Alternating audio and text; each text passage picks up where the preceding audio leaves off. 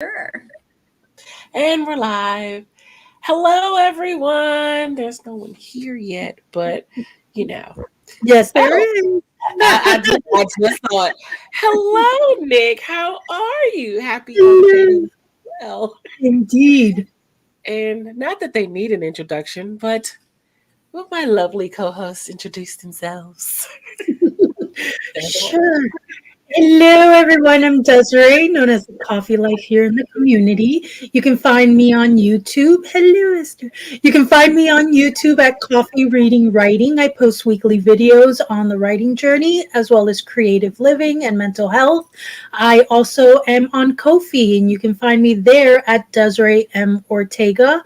And starting next week, Monday, I will be live streaming as well. So I'm excited for that. It will be at 8 p.m. Eastern every Monday starting the 18th. Awesome. Yay. Can't wait. And I am Nia, the Vixen of Fiction here on YouTube.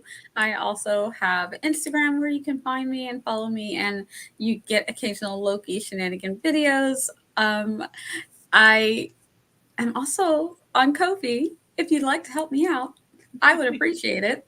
It's a struggling artist's life out here. I do all kinds of writing sprints and chats, and check out my channel, check out some of my videos, follow, subscribe, do the things. Hey. Love it. And I am author JC Carpenter. You're on my channel. I do all the writery is not a word. Writerly things. And yeah, that's all I got for today. Cause I'm a little low energy, but it's okay. We're gonna be all right. We're going to get things done. We're gonna get things done today, apparently. Hi, Elise. How are you? Hello, cool gamer. Hello. So what are you ladies? I mean, I know you told me backstage, but for those who weren't here, what are you working on? Well, I write contemporary romance, and I'm currently writing a romantic suspense that I just call Project Blinding Lights for the moment. And so, yay! I was just reading that too. Right? It's like, oh, you're So I'm on chapter 22 and needing to get the suspense rolling. So hoping I feel motivated for that. Awesome. And I am working on a project that I forgot what I had it called before, so I'll check on. I have to check my because I just changed the name, but I don't like this name either. Neither name is right. So yeah. You'll figure it out. Give it the You'll figure it out. Yeah. You might just have to write the whole book first. I really don't like this name because it sounds it sounds more than what it is. Maybe I'm just like it. It sounds like you're gonna get erotica, and I don't. You're not. Oh, like me? That's not what you Or heard. like you're gonna get horror, and it's not. And I'm just like, this is not the right name. I just know it's not. The other one sounded like you were gonna get like whimsical, and I'm like, it's not whimsical either. It's definitely not. So I'm like, I'm so bad at names. I need to not think about it and Let it just be Untitled for now. Just Untitled. Until you finish it. Same thing with me. I'm terrible at names as well, and I can't commit to them easily. I let them sit for a while, and then same thing. I'm like, no, it doesn't feel right. Just call it the HP project for now, the Historical Paranormal Project. Yeah. Yeah. That's why mine is a project name. I have Project Blank or Blinding Lights for now, but that's changed multiple times. So let me go on. Ooh, 10K day, Esther. Ooh, let me know how that goes. Ooh. Hello, Sivian. Hello, Sivian. How are you? That sounds like a great type of nap, right? The unintentional ones. Mm-hmm. I had a nap earlier today. It was lovely. I wish I could nap. I'm so jealous. I thought about it. I My did. body was like, mm-mm. Yeah, But it's called on NaNoWriMo because I'm like, I know I didn't even give it a real name. I knew I didn't. It's just on NaNoWriMo, I have it as Project Historical Romance 2. And I just changed the name and I forgot, like, I didn't like that. And I put a name on my project and it was, oh gosh, can I go back? Is there a way to go back on the you title? can edit. You can edit. You can edit your stuff. The Yeah, but project. can I go back to see what I had it as before? Like, Did you have it I don't saved? know. Did you save it as that file at one point previously? the cloud automatically saves it. Oh, I think it's gone now, but it was I just looked at it earlier today and was like, oh no, this is not it. And I changed it. I was like, there. And then I looked at it when I opened the file up again. I was like, oh no, this is not it either. Oh no. title roulette.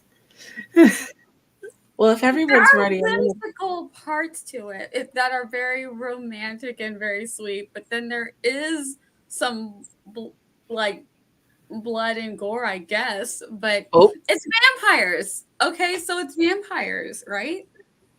But it's not definitely not going to be erotica, and it's not whimsical. Mia, Bad at me. you're stressing too much. It will come to you when it comes to you. I feel like I'm changing it too much. I'm gonna open it tomorrow and be like, oh no, and change it again. Just call it Project HP and choose the title when you're finished. Okay. I'm gonna do it. Let it rest and come to you. Let it go. I'm like as bad as JC with the wedding dress. I need to just Oh gosh, I'm terrible at describing things. You're like, I need to know the title so I can move on. So I'm gonna go ahead and if y'all are ready to start a sprint. Sure. Go ahead and jump into a sprint for the folks. All right. Am I echoing? And so I don't know. Okay. 3, 2, 1, and happy writing, everyone.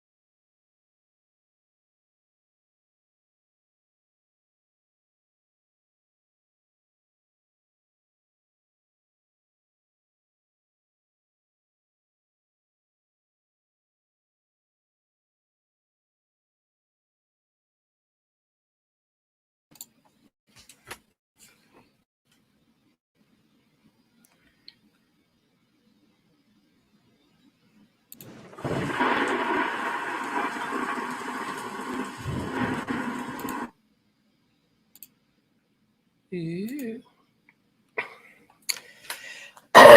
Excuse me. Sorry, I should have had that still muted.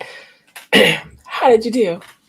Hello. I did good. I got 322 words after rereading my chapter, what I had last read, so, or last wrote. So there's a scene coming together, a little almost head on collision situation on the road on a rainy night. All coming together. So, How about you, Mia? How did you do? oh, You're muted. I'm doing good. So I told you guys, I think backstage that I had to clean out my Yeah. closet. So went and it is going well. The husband is cooking the Ooh. dinner and Ooh, we're making grilled chicken and mac and cheese, but I don't eat macaroni and cheese. So he's finding me an alternative to. Mashed, nice. mashed potatoes. Yeah, but I like the real mashed potatoes. So that means that somebody would have to peel them and cut them. So, Mm. but maybe a baked potato actually might be good though. Ooh, Yeah, that could be yummy. definitely could Mhm. work. We had some friends come in and join us. Hello, Jessica. Hey, Jessica. And someone else. I have no. Okay, well, I suck at this. No, you don't. Jenna just popped in. Hi, Jenna. And Yeah. Laura popped in. Laura did a video. She posted a video today that she got a story. She's getting a story published. I forget the name of the publication, Laura, so you got to let us know. But she's getting it published, I think, spring of next year. So one Nice. of her short stories. Ooh. So congratulations again. In case you haven't seen that video yet, you guys, our girl Laura is getting published again. Yay, that's so exciting. I don't think this is her first time with that publication, but I'm not sure. You can correct me if I'm wrong. That is really awesome. Oh, I got to see that video. Yeah. Oh, that's for you, Nee. And is this a medical issue? The no Sort of, mac. yeah. I have a sensitivity to cheese, not all dairy, but cheese. Something about the way that it's processed. If I eat it and I suffer through with pizza because I love pizza, but it literally feels like I'm digesting it like this through my gut. And Oh, it's painful and I'm like, I would rather not. So I've already given up. I've had to give up the cheese things that I love. I gave up cheesecake. Just sadness. But I've oh, not given up pizza. I've given up lasagna. Yeah, I can totally understand. Mac I'm and not giving cheese. up pizza Mac either. and cheese. Actually, I think the oranger cheese are harder because as a child, I wasn't able to eat mac and cheese, but I was able to tolerate the lighter cheeses a little bit more. mm, Which is why I'm afraid I'm gonna eventually be completely lactose intolerant. But it said it's the way that the cheese is processed, which is why I can still do butter and milk and ice cream. But there's okay. always that fear that they're going to be next on Okay, the chopping block. so No. I'm like, please is let me it keep the cheese? dairy. Like, is it Um, cheese and dairy in general, or is it the lactose that's in it's the the cheese? process, something about the process of the cheese Look, that's what does it. this is the Now, if name of I the have an story in the. excessive amount of dairy, then it will do that. Like if I like, which I don't, but if I drank like 3 cups of milk, then it would do that. But Then it'll be too it takes much. an excessive amount of other dairy. Like if I had a big old ice cream sundae and decided to Uh, eat the whole thing, it might do it. But Oh. this is the name of the short story and the publication that. Ooh, tentacles and boom boxes. That yay. Oh, I'm so excited for her tentacles. Yeah, I know. Her is so podcast is cool. also amazing. So if you guys haven't checked that out either, um, oh my gosh, I'm gonna get the name wrong. What's wrong with me today? Uh, Tendril. Oh my gosh. Yes, Laura. Please remind me of the name because I don't want to mess it up. And I'm sorry, I'm screwing it up. Does everyone like how Jessica's name for authority? Authority. Right? Said the Jess Williamson and I. Right, Okay. roll out. Yes. Laura says, I volunteer to eat all the ice cream and cheesecake for you. You can have the cheesecake. I'm keeping the ice cream as long as I can eat it. She's Do you just suffer through the stomach pain? You just suffer through the stomach pain? I don't eat excessive amounts of ice cream. so it Okay. doesn't get to that It point. doesn't bother me. Like with if it's just something about the way that cheese is processed that upsets my stomach. And my mom didn't believe me when I was a kid until the doctor said, no, please stop giving her. Because my mom makes this fabulous, that Southern mac and cheese. And she's like, why are you not eating it? I'm like, because every time I do breakfast. No. And so we were at the pediatrician when I was very little. And I said, I don't like to eat all the food because I was kind of small, like on the thin side. And my mom's like, she won't eat anything. I was a picky eater though. So there is that. I was a picky eater. And the doctor was like, they ask you questions. And I said, every time I eat the mac and cheese, it makes me sick. And he goes, oh, she has a sensitivity. Don't make her eat that. My mom's like, that's real. Yes, it's a real thing. Why don't their parents believe you? Because no, everybody loves her mac and cheese. I don't know. She's like, Vera says, does a quart in a sitting count as excessive for the ice cream?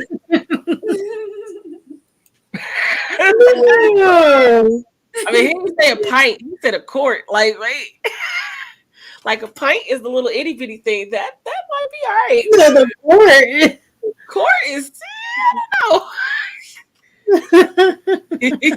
I'm with you, Barrett. Yeah, I can do a little. No, because of not me neither. I can do one of those little Ben and Jerry's or Haagen-Dazs. But usually, even those, I only eat a half of one and then save the other half for later. I can do that.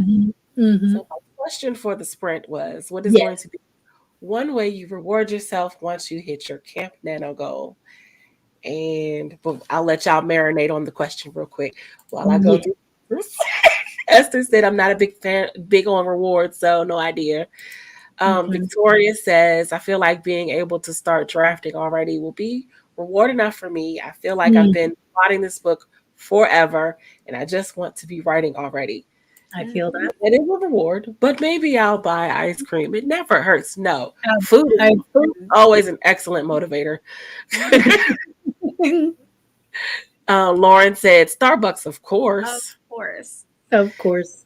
Elizabeth says, I'm going to have a glass of wine. I don't drink much anymore. Enjoy it. Treat yourself. Jess says, I'm going on a writer's retreat this weekend. That's my reward. Whether I hit my goal or not, I deserve awards for just trying. Yes, absolutely. Absolutely. And yes. Leah, tell me which one is right, says, I will clean and organize the lawless trash heap that has become my house. Also, have a beer. Maybe the beer first. The beer first. and then tackle that huge. Laura says, I have a Disney night, put on my Minnie Mouse ears, and watch a recording of the fireworks and castle projection shows from one of the parks. Oh, that is so cool. Reward. That Disney sounds right. See, I'm afraid a Disney night for me will turn into 3 hours of Hamilton, and that will be it. That's still a good night. Every time I put on Disney Plus, I get so tempted. I see the Hamilton scroll across the top, and I'm like, and then I'm like, do I want to commit to 3 hours? Because that's how much I would. Yeah, no, not right now. I do want to watch it again very soon. I love Hamilton. So I can't start singing because of YouTube. Yep. I had the song popped in my head. Esther said, maybe alcohol could be my reward because I'm not drinking as I use it and I miss it. Oh, I drink like once a year, maybe on my birthday, perhaps. Barrett said, I reward myself with a quart of ice cream and a single. And there was no regret over that decision. But at the moment, it felt glorious. Oh, I bet it. Hey, I bet it did. Oh, wait, does it feel glorious? In the moment. When you're eating, I might get sick before I finish the whole quart. Just me? maybe. I don't know. When you're committed and you're going for it, Just go. You're like, we're already there. Let's see. yeah, We're just already here. We're halfway in. Might as well finish it off. enjoy, and then you go through the regrets later. Nick says, I didn't have a goal for camp, but I started writing again. And for me, that is the best reward. It's a slow process, but I am getting back to it. Yes. I love that. I love that. I'm happy for you, Nick. That's awesome. That's just it. I'm the alcohol tester of my friends. When we go to new places, I try almost all of the cocktails and recommend depending on their taste. Wow. The bartender of the group. I thought she was going to say the designated driver, but it's me, the designated driver. You tested cocktails. Yeah, I couldn't be the tester. I'd be like, nope, that tastes nasty. Nasty. It's burning. It would taste burn my chest. Nope. burning. If it burns down the throat, bye-bye. Don't want. Nick says, this is me with ice cream and milkshakes. I'm just like, yo, it's fine. Oh, YOLO. It's fine. And then I'm with Barrett. I usually am sipping on ginger ale. Oh, God. Oh, no. My best friend and I swapped alcohol consumption. She used to drink. I never did. As soon as she got pregnant 2 years ago, we swapped, and it hasn't switched back yet. I think that might be the last time I drank heavily was when I ended up pregnant with my child. And yeah, that was a long time ago. So now it's just like one a year, maybe, if I'm lucky. That's only if I go out for my birthday. If I don't go out for my birthday, then nothing. Nothing. You mean nothing. What are your guys' ideas of a reward? It's hard for me to think of rewards and like what will do it for me, but I think for sure finishing this draft, if I finish it for Camp Nano, that's going to feel amazing in and of itself. Right. But maybe I might go out and have like a little drink or something as a little celebration as well, just to kind of turn my brain off and just be happy that I got it done. Right. Yeah, I don't know, because I'm gonna reward myself either way, but I'll probably go get one of my fancy cupcakes. I'm not going all the way up to DC to get Georgetown cupcakes, but probably go out of town and get me a cute cupcake that tastes super yummy.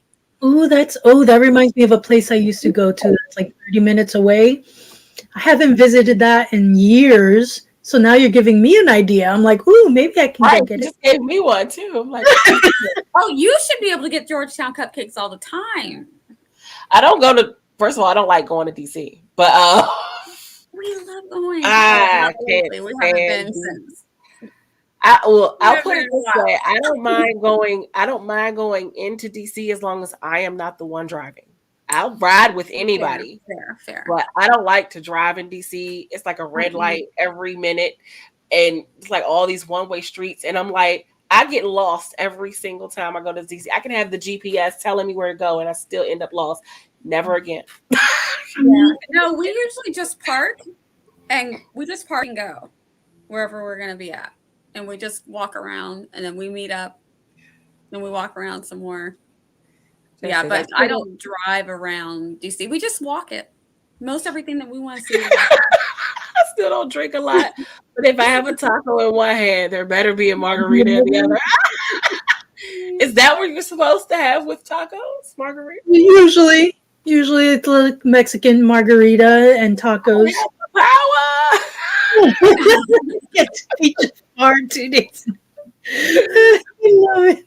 Yes. That's why I'm like, every time somebody asks me, hey, you want to come meet us down? I'm like, where is it? DC? Nope. I'm good. Unless you coming to get me. You're like, really? I'm like, I had a friend who from high school.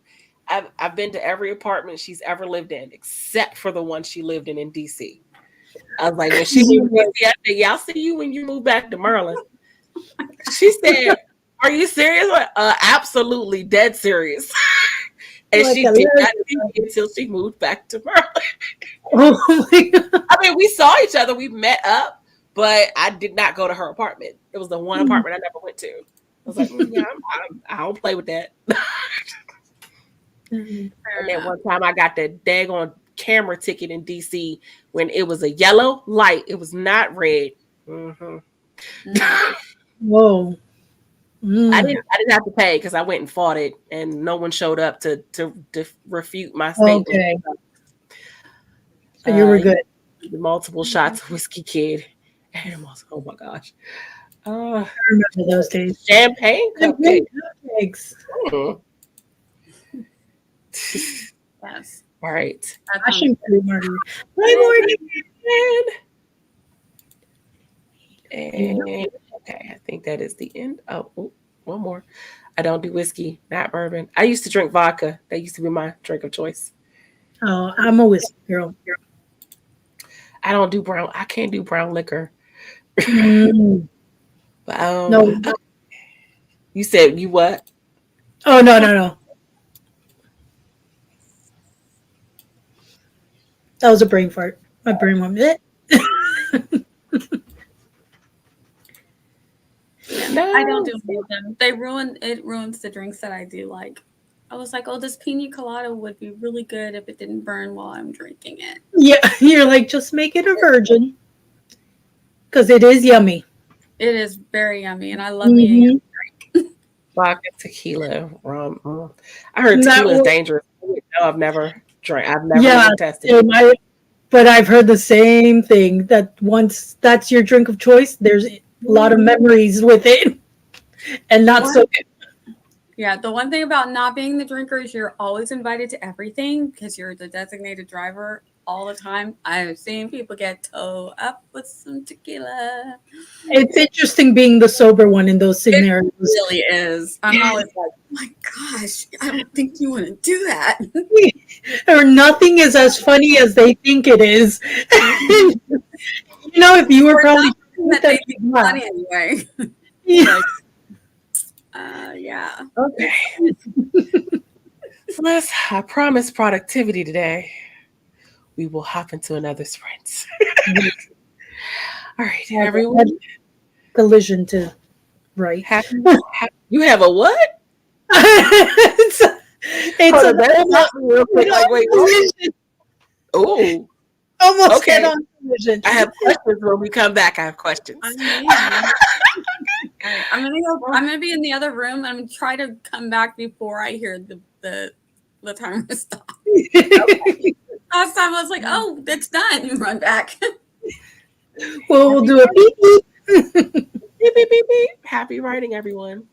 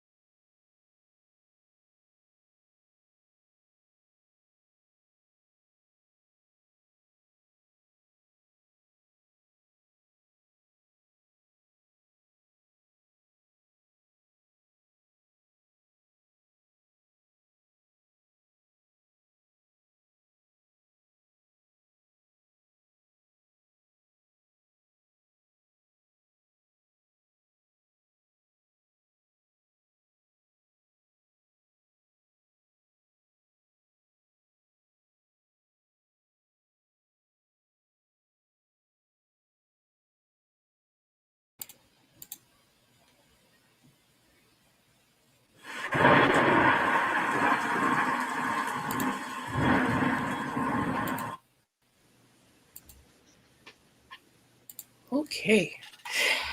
And we have an extra person with us. Tiffany! Hello. You know, y'all may know this, but 6 o'clock your time is 5 o'clock my time. I know. I Tell me how figured in my head 6 o'clock your time was 6 o'clock my time. this is not the first time you've done that, Tiffany. I figured. I was in Colorado. Like, that's a whole different time zone. It was figuring out multiple hours for like when it was you to when it's normally me to now when it's this other me. And How many Tiffany's are there? Look how many Tiffany's a are lot. Up in here, there's a lot. But yeah. Surprise, do you want to surprise. do you want to tell everyone about yourself real quick before we go into what everyone did during that sprint? Or do you just want to wait for outros? We can wait for outros. Okay. Hello all. I'm Tiffany. I got popcorn. I have a podcast. Tomorrow I'm doing PJs and Scribbles. In a couple of weeks I'm launching a Kindle Vella. I'll tell you all the rest of it at the end. Nice to see you. Beautiful. Wonderful. I have a question, Tiffany. How is the 5K day going? Because it's the deadline, so it's not like we can just play around with it. Like, oh, I'm going to make it or not. We need to make this, right? So I didn't get 5K yesterday, but I did get closer to the 10, and now I'm about 1,000 words away. A little From over 10K? 1,000. No, from 15. Okay. So if I can get my 1,000 words, I think it's like 1,050 or something like that, then I will have written 15K in 3 days. Yes. What I hear you saying is I need to make sure we get another sprint. That's what I heard. I don't know, because I came in at there was 20 minutes left in that sprint, and then my father called me and I went downstairs and he was like, quick question. And I was like, you have like 15 minutes. And he was like, okay. And then tried his best to use all 15. Quick. You know when they say quick question, it's never quick.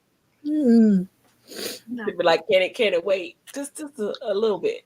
But you can't say that to your father, so. Oh, and I will answer your question too. The TV show that I've watched recently that I was like, it's really great writing, was Truth Be Told with Octavia Spencer and Kate Hudson was in the second season. Oh, Mekhi Phifer, I want to say he was in it as well. Which stream is that on? It's on that Fruit TV that you absolutely hate, but Oh, so well, freaking good. It's based off of a book. If I can ever remember the name of the book, maybe I'll tell you that. You can read the book. Oh. But that was really good. And then I've also recently been rewatching Buffy the Vampire Slayer, and I'm really impressed with their character development. Ooh, I have all these years just now impressed with it. No, I've always been impressed with it, but now I'm looking at it from a different perspective. It's been so long, yeah. Well, actually, no, it's more because I rewatch it a lot because my family's huge Buffy the Vampire Slayer fans. But recently, I've been watching like, those people that watch TV shows on YouTube. Oh, they react while they're watching? Yeah, and what's made me kind of get into the character development more is the character of Spike.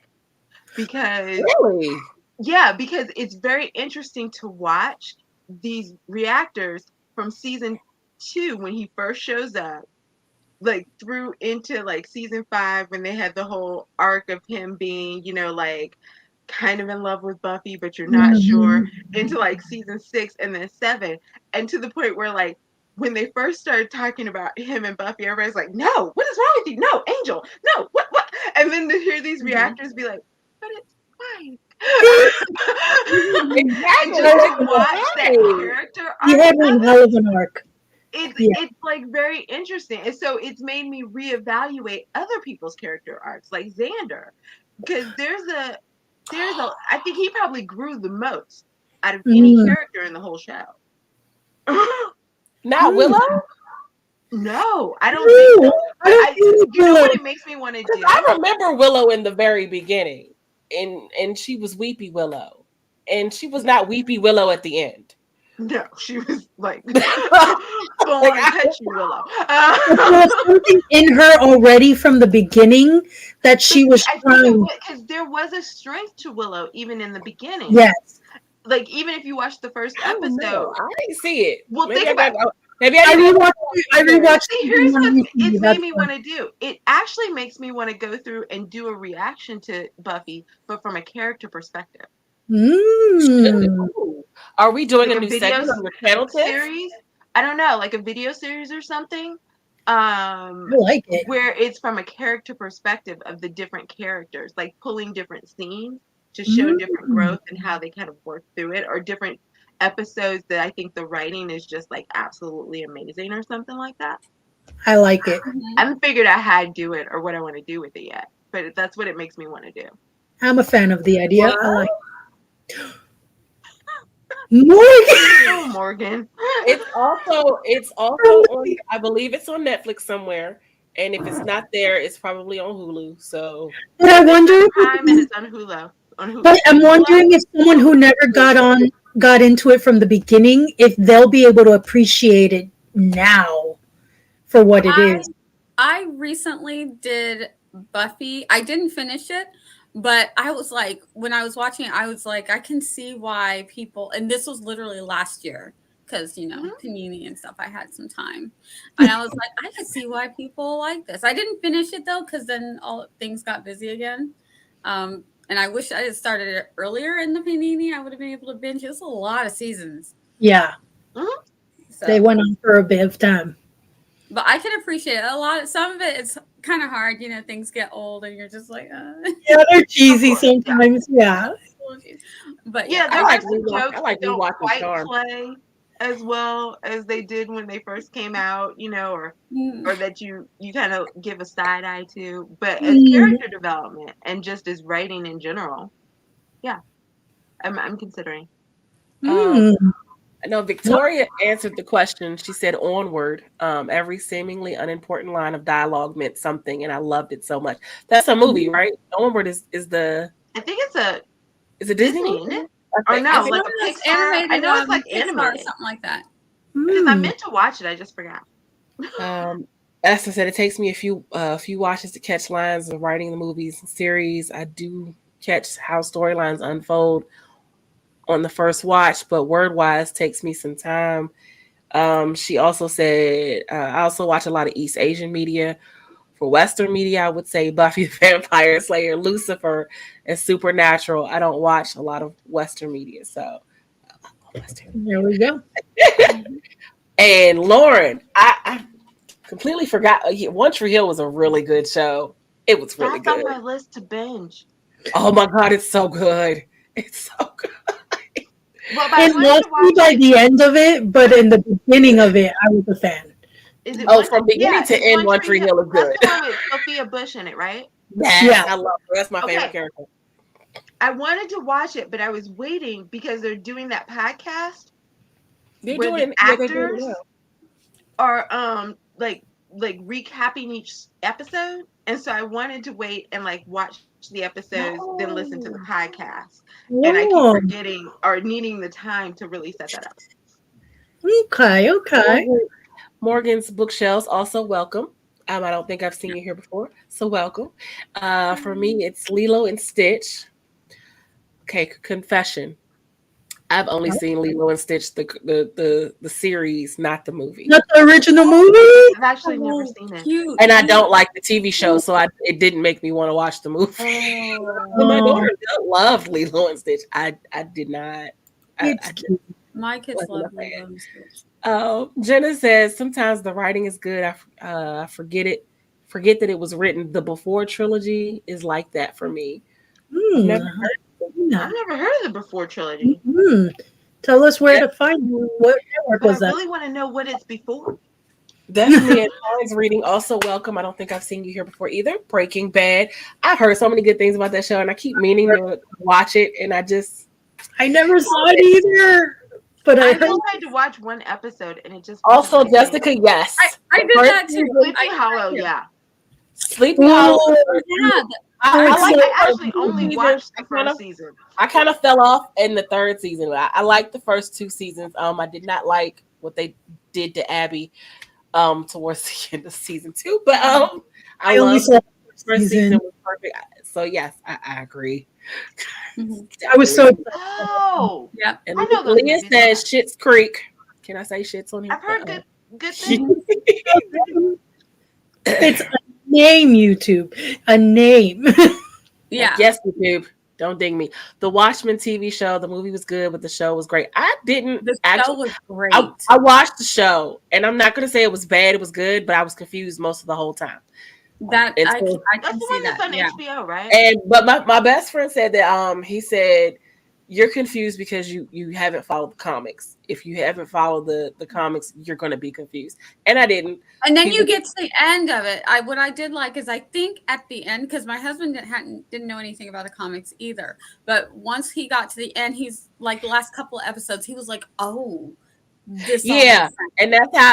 and that's how I was at the end. But I'm like, I wish that they could have made it click for me sooner, or that when they wrote it, that they kept in mind that maybe everyone has not read the comics Yeah. and kind of loop the people who haven't in, because I'm confused. I'm like, what is Yeah. happening? And the whole how they and people lose who know it people are just now. like, "Oh my gosh, oh my gosh," and then Right? people are like, "This is I'm like- good. But I don't really know what is happening." Right? I'm like, I it's think they're gonna good. lose some But of I the can't tell you why it's good because readers. I don't understand.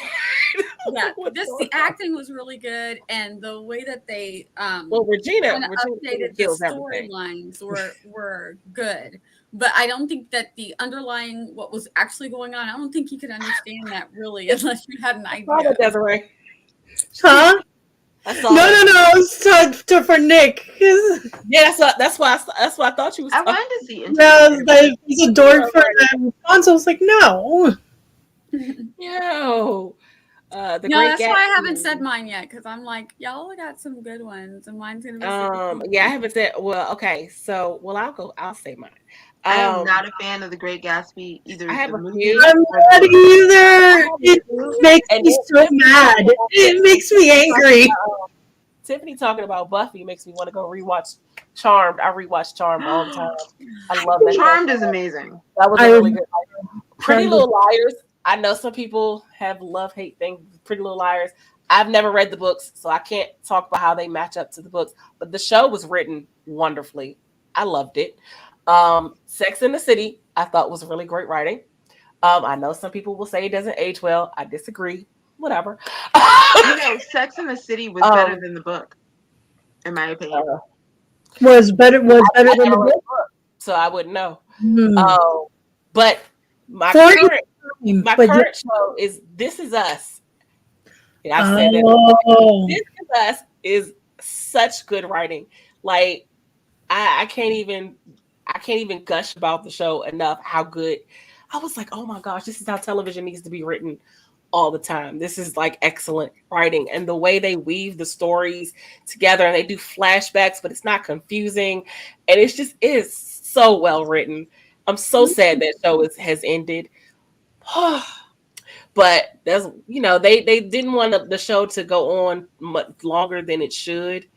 But I'm like, oh, it should have gone on. That was such a good show. Did it end well at least? Did you feel like satisfied by the ending, even though you wanted more? I will be honest and say I have not actually watched the last season yet, because when I found out that they were ending it, I kind of slow rolled the rest of my watching because I didn't want it to end. So I've drawn it out. I'm still technically in season 5. It ended at season 6. So yeah, I got catching up to it. Okay, you still have some goodness then to watch. But I've seen like the clips, and because I like spoilers, so I've seen the clips of the stuff that's happened in season 6, and I'm like, oh my god, I can't wait till I get to this episode. it was just they did such a beautiful job. It's so I think amazing. I've only seen up to season 4 of This Is Us, but it's very good. Well, Randall found out about his birth mother. I'll just say in season 5. La, la, la, la. It's really not spoiling anything. It's really not spoiling anything. I didn't spoil anything, I promise. If you watch it, you'll know I didn't spoil anything. He is subtle. Well, what's yours? Desiree, I'll go to you. I'll give Mia some more time. No, I sadly don't have an answer. Lame as that is, I can't really think of it. Yeah, I can't really think of it. I'm sure there is, and I'll kick myself later for remembering something. But as of right now, I can't. Like, there's a lot of shows and stuff and movies that I've enjoyed tremendously. But I can't think of any one specific one that I was like, oh my gosh, I need to be in that writing room. Yeah, the two that I can think of, and not that they're the greatest thing, but just because of what they've done with it, it's what makes me curious of what goes on in the writer's room. One is The Office, because it was just such a phenomenon. The deadpan funny kind of just the way that the characters interacted with each other. I'm like, I would have liked to have been in the writer's room to see how they do that. I don't mean, I'm sorry. I just want to answer this real quick. No, I refuse. I will not watch that. It's no. They just should not have ever entertained the reboot without the original cast. And the original cast was willing. So no, I will not. The original cast was kind of toxic, but you know, it might be the show, not so much the cast. I don't know. From what I heard, it was the people behind the scenes of the show, not necessarily maybe Rose McGowan, but really, because Rose McGowan always wants to say it was Alyssa Milano. Yes, but Rose McGowan says it's everyone. So usually, I'm aware. I'm just pointing that out. And it's things like that. But she's pointing the finger at Alyssa. Things like that that'll ruin it for me. Once I know that it's like horrible behind the scenes, I'm just like, that doesn't mean anything. It just takes kind of some of the fun out of it for me. I'm like, really? That's funny. I'm like, you guys hate each other. So you know what's hilarious? They don't. Well, maybe Rose does, but the other three are fine. No, what's funny is Mia says it takes something away from it when she knows. She's like, oh, but you guys hated each other. I don't want to see it. And I'm the person that it's like, if you hated each other, I'm like, ooh, I want to see how you played around that. How do you make that I still watch it, but I just feel kind of like it takes some of the fun out of it because when I watch like especially sci-fi and fantasy, part of the fun of it is when you get to, if you go to Comic-Con, which I don't normally would go, but I will watch the videos and stuff. That stuff is so much fun to hear the actors, how they bantering back, like the funny things that were going on. This one's the jokester. I love that stuff. So it's like, I know I'm not going to get that. It would probably be them throwing their shoes at each other. I don't know. I'm like, it's just not as fun when it's sci-fi and fantasy. I don't know, but I'm sure it's fine. I don't know. For me, it doesn't change anything because it doesn't change the acting of the show. For me, it'll make me be like, oh, well, I couldn't tell I hated each other, so y'all are even better actors than I thought you were. Like, I couldn't tell, but I know Shannon Doherty was an issue, but Shannon Doherty was an issue on 90210. So, and then when Rose McGowan came, she claimed Alyssa was the issue. But from what I heard, she was the only one that said Alyssa was the issue. Everyone else said it was her. Didn't claim Alyssa was the issue until like 5 years after the show was over. Well, yeah, but also you got to understand Rose McGowan had some extreme issues because of what had happened with the whole sexual assault, and she was traumatized, and she probably felt like no one protected her, and that might be true. And she's very valid in feeling how she feels, but that doesn't mean everyone else was the problem. Yeah. And I watched the first season of the Charmed reboot, and the first season was quite good. And then they went in a weird direction. Second season, it was just like, what is happening? And that was it. So I did the same thing. They went somewhere else, and then it's like they got rid of someone important. That dynamic, and then I'm like, what happened? Dude, this was so good the first season. What happened? Because there were people who weren't going to watch it anyway, and I'm like, if you don't want to watch it anyway, fine. That's you do you. But I'm one of those, if it's something, I would like to see what people do with it. And I thought that they did good with the first season, and then it was going sideways in the second season, and I was like, done. Yeah, pretty much. To your question, though, about the writer's room, I've always said there is something to that writing or production or whatever, because it is very rare that a TV show kills off a main character in like the beginning parts of the series and has more like seasons without that. Yeah.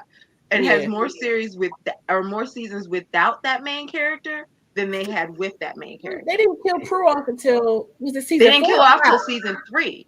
But yeah. Think about it. No, it was at the end of season 3. But if you think about it, they had 3 seasons with Prue, and then they had season 4, 5, 6, 7, and 8. It didn't end until 9. 5 seasons without her. There were 9 seasons of Charm. There was 8. 9.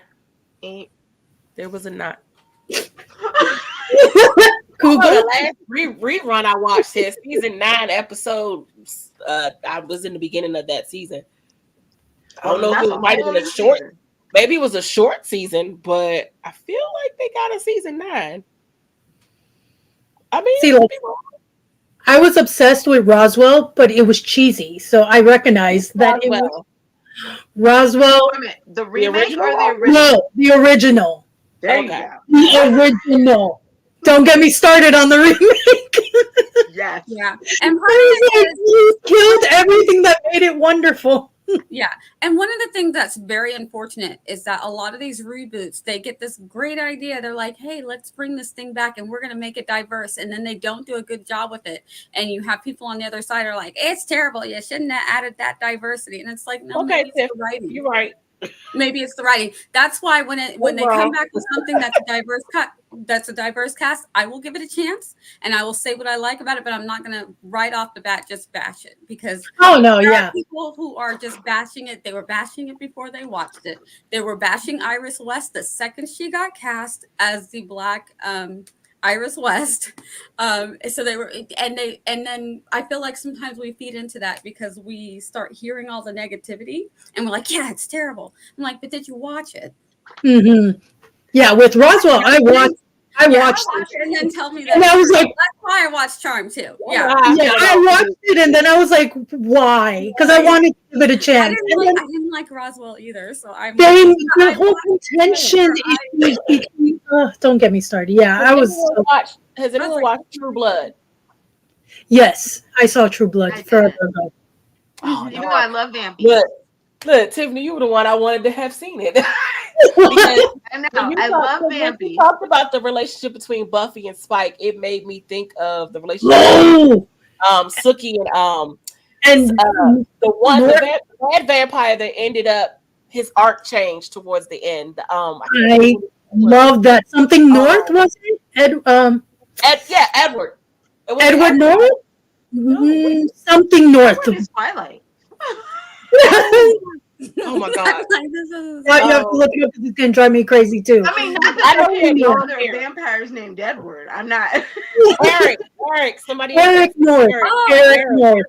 Yes. Oh, I loved that transition of his arc, and when that whole thing happened, I was very giddy.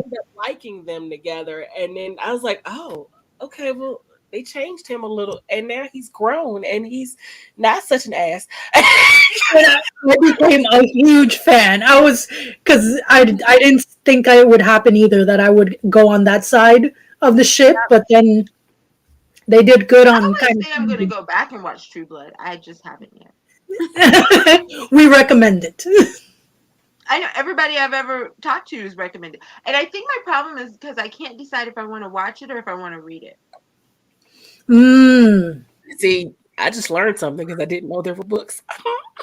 Oh yeah, yes. I don't think too much of it to go back and read it now. Once I've seen something that's been a book, if I haven't read it already, I'm probably not going to go back. Especially if it was done well as an adaptation. That's what happened to me with Hunger Games. I had seen the first movie before I had read the first book, but I read the other books before I saw the movies. Right. But it completely changed. I couldn't enjoy the book because it was exactly like the movie already, which was a good adaptation. But I was like, oh, I already know what's happening, and I lost the ability to enjoy it. Always straight from the Once book. again, I am totally the opposite person. I can't read a book and then watch the movie or the TV show. I have to watch the TV show or the movie first, then read the book. I can do Um, either way. Either way. Ooh, although Interesting. speaking of books and adaptation, Nia, scripting the book. Hold on, I forgot the name. The Longest Ride. The Longest Ride? I had to go over and look on my at my movie. Where are we going with this? Oh. I think The Longest Ride would be interesting for you guys to do because the book and the movie are so different. Are they? Completely and utterly. Like at one point, I was like, so basically, y'all just took the character names and what they were doing and then whatever you want. Ooh, interesting. Like it is so different. I think it would be interesting for you guys just to see which one, like if you would appreciate them both individually or if you would be like, why did they mess this? Why? So I think it would be an interesting discussion. Okay, I'll see if we can put that on the list. I would be in for that one. All right. I personally liked both individually. Okay. I feel the same way too, Morgan. But the thing is, like, if I didn't discover there was a book until after I've already seen the movie, I'm like, well, it's already ruined now. So I'm just gonna stick with the movie version or the TV show version. Yeah, I can't. That's why I keep meaning to go back and. Oh, I can't mention that person's name because she who should not be named. Her books. Well, I don't mind saying her name, but I know some people don't like that. So yeah, but I was gonna say the author's name, but I know how people feel about that. So but I was gonna go back and read Harry Potter, but I'm like I'm so stuck to the movie now, and I'm just like I don't want to go back and read it because I heard it's like the end of the series is a lot different than how the movie series ends, and I'm like I like it. I like how it is in my mind. I don't want it to change. I'm always that curious one. I want to know how it's different. I want to know which one I like better. I just give me the fight's different, but I don't think the end of the series is different. I don't know. I haven't read the books. I mean, only in the way it's read them. I think. I just heard from people who've read them that towards the end of the movie series is different from the end of the book series. I don't know. I haven't read them, so I have no idea. I didn't feel that way, but I will say reading the books made me actually like the movies. Interesting. That's very interesting. Like, I mean, I was like, they're okay, they're interesting, whatever. I've gotten everything I need to know out of them. And then someone recommended I read the books. And at first I was like, nah, I'm good. And I needed a book to read while I was in Colorado. And so they were finally available at the library. And I couldn't find any other series. So I was like, okay. And I actually ended up liking the series more. What I usually find is if everything goes pretty much to the book, like if the book and the movie or show are very close, what I will usually be able to get from it is if the book is told in one person's POV, usually once there's a show or a movie, you're able to get other people's POV, even though they're doing the storyline pretty much straight through. So I always like to see what other people interpreted the other people were thinking when the book is usually told from the one character's POV. And when the same thing when I do it in reverse, you're getting kind of a spattering of everyone's POV. And then when you go into the book, if it's told in that first person or first person limited, then you get to actually hear what was in the person's head. You don't get any of that when you're watching the show. So that's why I do either way. And those are the things I'm looking for. Like, what were they actually thinking? All the inner dialogue. Okay. I want you to do that, Esther, because I want to know what the rant is. I'll even just show up and like narrate. I don't care. I just want to know.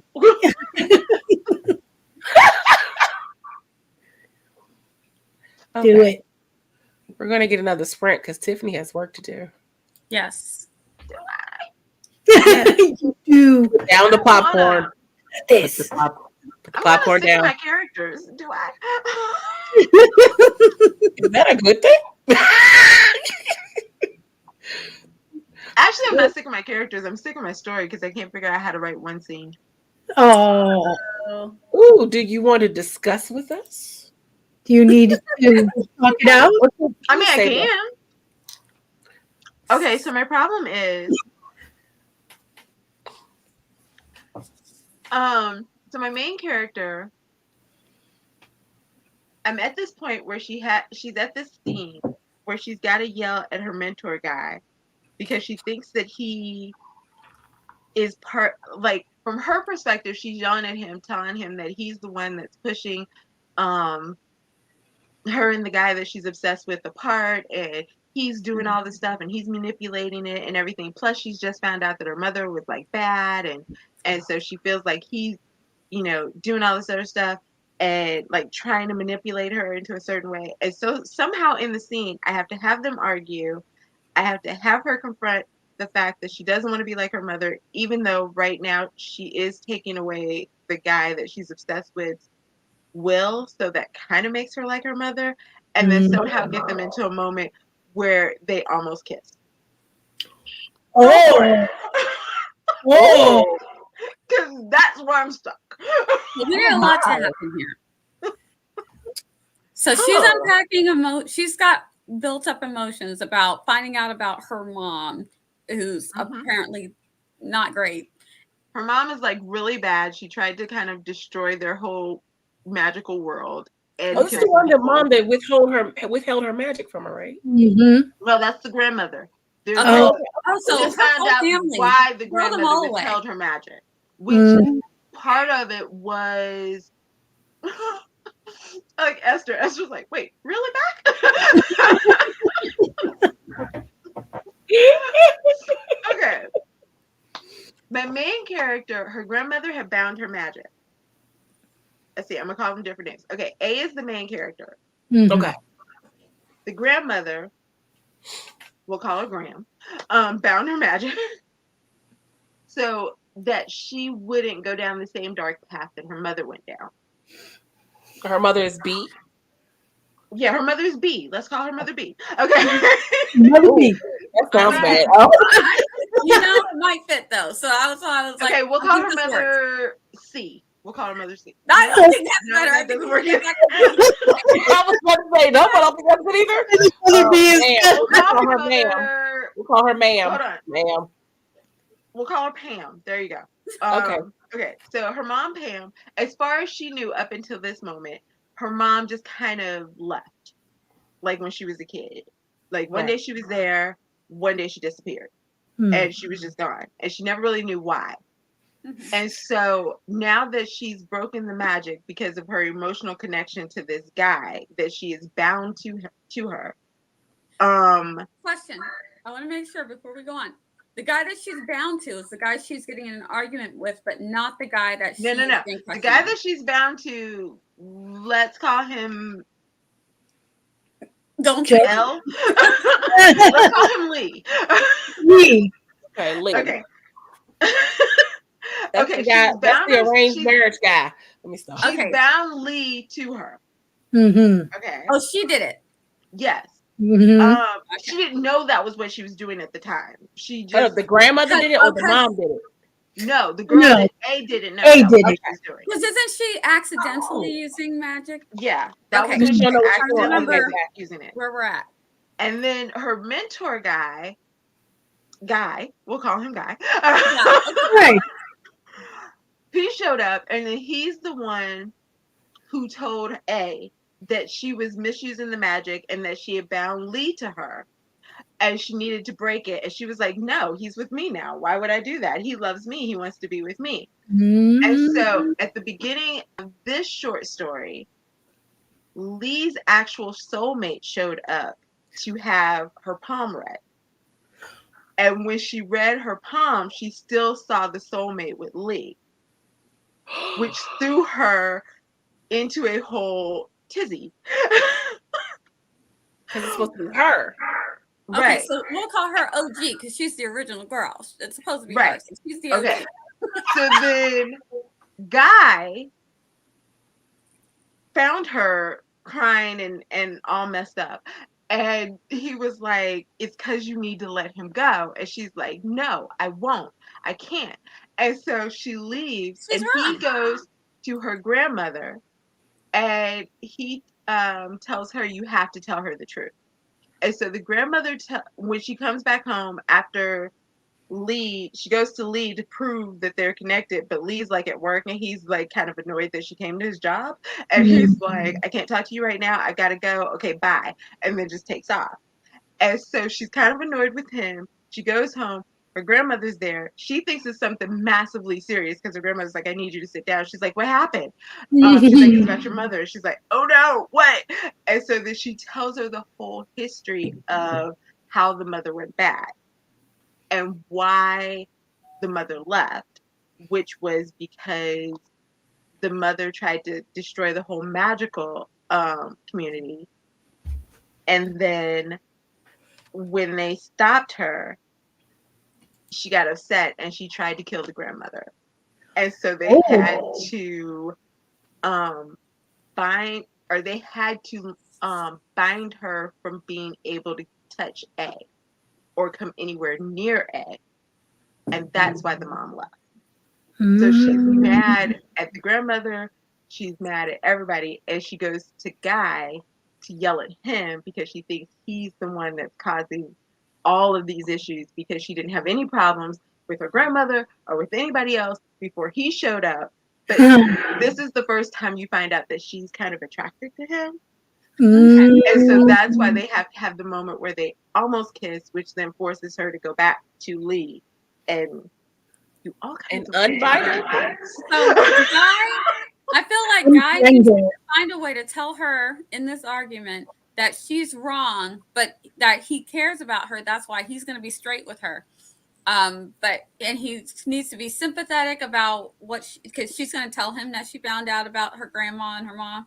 He was there. He knows she found out. So he knows. So he needs to be sympathetic to that, but also be like, just because don't be trying to hang on to Lee to hang on to some semblance of happiness because that's not real, And maybe he might tell her, but I'm real, or we could have something real, and go on that route. They almost kiss, and then that's when she backs away maybe and goes back to Lee because she's still trying to hold on to Lee, thinking that Lee is what's the only good thing maybe that she's got going because everything else is falling apart with her mom and her grandma.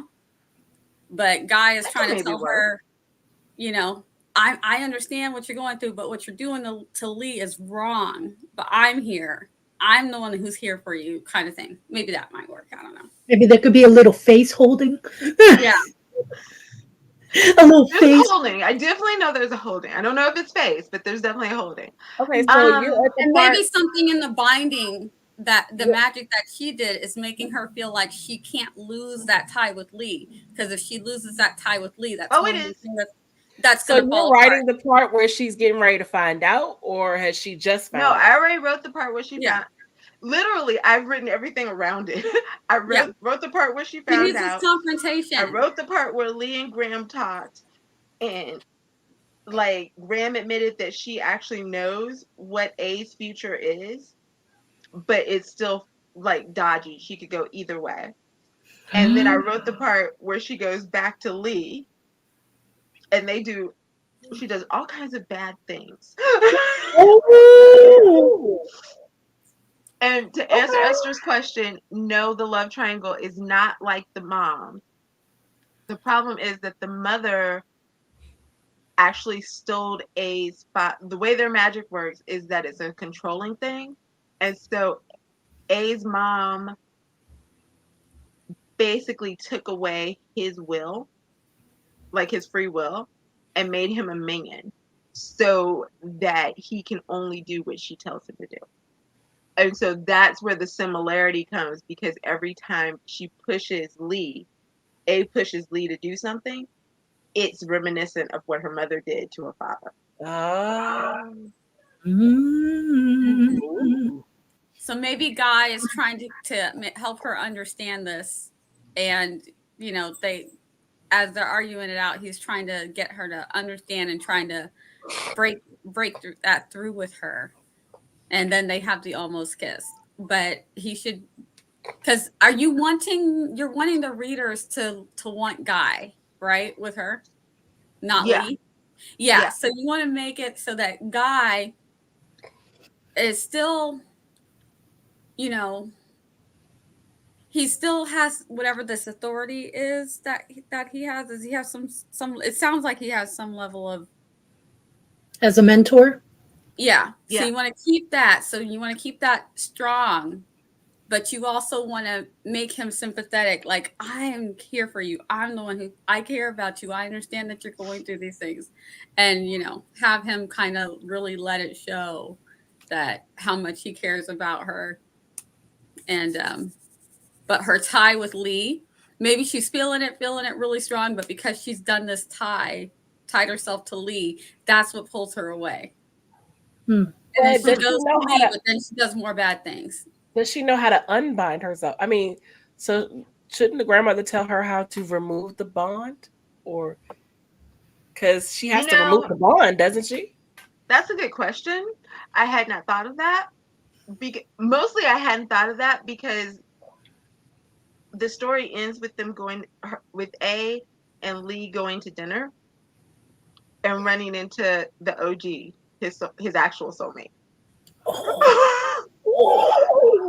And the mom has sent a minion that earlier in this story, he actually saw the soulmate when she left the magic shop that the girl works at. And he saw her future, and so he ordered the girl, in the sense of controlling her, told her when to go to dinner, where to go to dinner, as when she sees A, to not let her leave and greet her like an old friend, because he's trying to force A to use more of the dark power in order So I've never thought about how the grandmother, the only way, I don't know how she breaks the bond. All I know is that at some point Lee actually breaks the bond because he realized, because of the soulmate. Oh, I like that. Like, he's gonna leave her. Maybe the kiss of his actual soulmate is what breaks the bond. It could be. I haven't figured it out yet. All I know is that's the start of the next story, is that the soulmate isn't going to be leaving, and A is going to be trying to get him away, and he's going to be like, you look so familiar. Like, do I know you? Like, and like, you're going to start to see their connection. Yeah, I like that, the idea that the longer he's with the actual soulmate, that starts breaking the bind naturally. So that forces her to use more power to keep that bind together. I like that. Yeah, create more drama. So for this confrontation, she can kind of just start by going up to him and having a rant, because she's trying to like put all the fault on him. And during her rant, you're splitting us up, and he goes, "No, I'm not splitting you up. I care about you. I'm trying to explain to you that, you can't keep doing this. It's not right." Right. But yeah. Okay. Ooh, okay. I can maybe work it out. And with that, you got this, Tiffany. I like Nick. Nick is cracking me up. He's like, wow, it's a lot. Really? I want to read this so badly. It got juicy. I'm here for it. All right. It is a lot of drama. This may be, I've done a few of these ghostwriting things, but this one might be my biggest drama one, because the first one, there's no outside force. Like, everything that could go wrong is going wrong. It's all internal. So it's driving me a little bananas. I'm not even sure if I like the character anymore. Get to writing, Tiffany. Final words, everyone. All right, let's do these. Why didn't let you toss the popcorn at me? Okay, happy writing, everyone. I didn't toss the pop. I moved it away. But with the green screen, it looked like you never mind.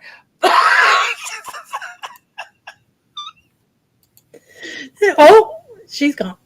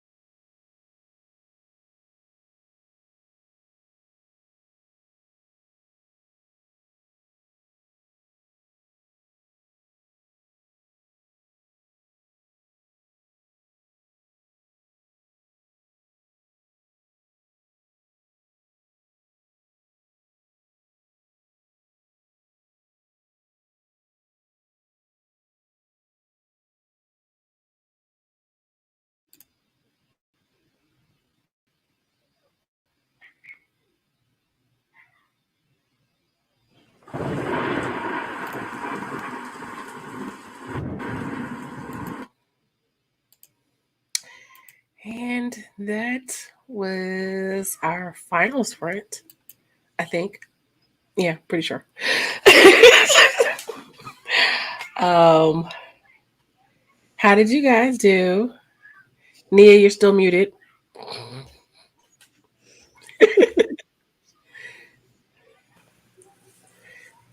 Just giving you a heads Added. I will forget. I'm doing math. Oh, math is hard.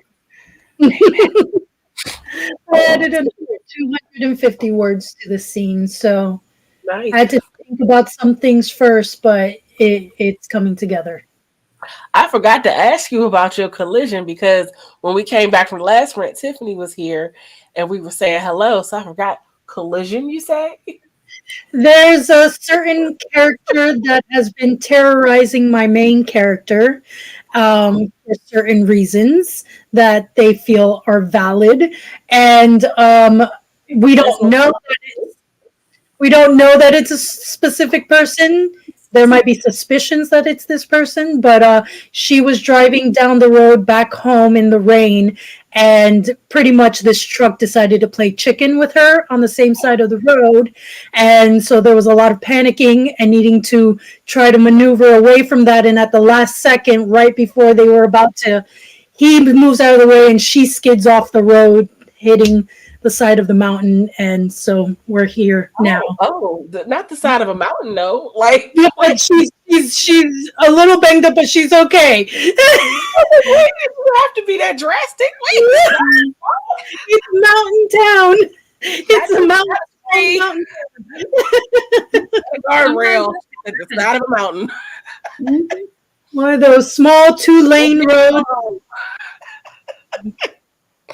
Out in the back country, yeah, mountain country road. What about you, Nia? You got some more stuff organized? Yeah, I've got all of the stuff that I'm going to donate is boxed, and so now I have some stuff that I want to keep, but I have to decide if I want to really keep it or get rid of it because I'm like terrified of clutter.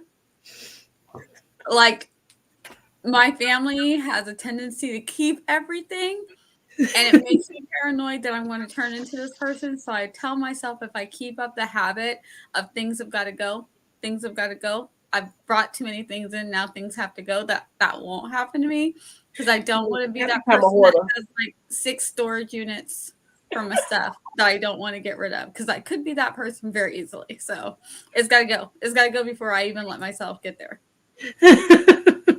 I tend to keep closet. Okay. I tend to keep too many things as well. I need to get rid of stuff. It's hard though, because you're like, but I can still fit that. Sometimes no, I look at just because you can still fit it. It was in style a long, long time ago. See, sometimes I just look at my closet and it induces panic, and I'm like, keep it closed. Well, maybe a different day I'll do this, and then a different day never comes. I feel that. Yep. But Tiffany, did you get that scene written or brainstormed or figure out how she was going to unbond herself to leave? No, I didn't figure out that part. Yeah. That part she's like later. What it sounds like. Lee's just gonna break the whole darn thing. I don't care. I did. I kind of thought about it along what Nia was saying, and I started off there. As with most of my scenes, it went a completely different direction. Nice. But I ended up with 844 words. All right. Not very nice. And we're at the point where she is starting to yell at him because she's blaming him for the vision that she saw when he touched her. The visions that then came after that in her sleep and the thoughts, and that every time he touches her, now it makes her skin do things. What? All right now. Excuse Love me. it. So yeah. Fun. I like it. Deidre said, but styles come back around. Then And she also said, "I'm that person you are trying not to be." I'm almost that person I'm trying not to be. So, So you're trying to prevent. I get try to get Okay, so my question was, if you had the tools you needed, including your Dreamcast, to start a web series, would that be something you would be interested in doing, and who would be your target audience? Can I first ask, what do you mean by web series specifically? Okay, so you've heard of the show Insecure, right? Mhm. On HBO, Issa Rae, Insecure.